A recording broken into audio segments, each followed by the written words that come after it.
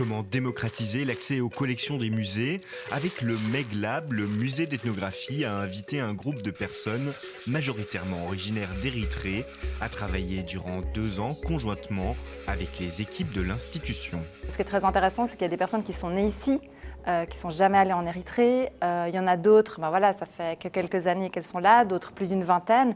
Et c'est vrai qu'au tout départ, on n'avait pas forcément envie de les enfermer non plus dans cette catégorie d'Érythrée.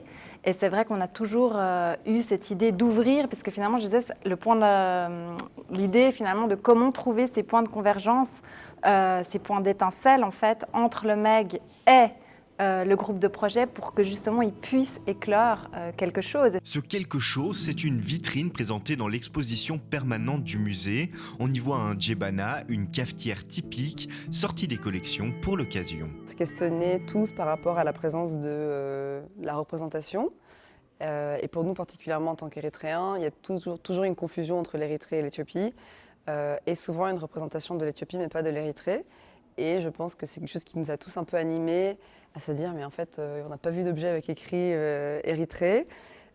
Donc voilà, c'est une cafetière, donc la djabana, l'objet, qui n'est pas érythréenne, mais qui est, on va dire, celle qui ressemblait le plus à celle qu'on va tous un peu avoir dans nos foyers, que nos mamans et nos tantes utilisent depuis qu'on est enfant. Ce djebana, ça me présente beaucoup. Le plus que ça me présente, c'est le matin, à la maison, on a des jardins.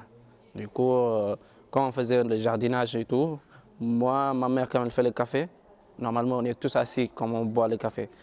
Elle dit, café prêt, moi, je vais en courant pour que, comment on dit, pour pas que je travaille, quoi.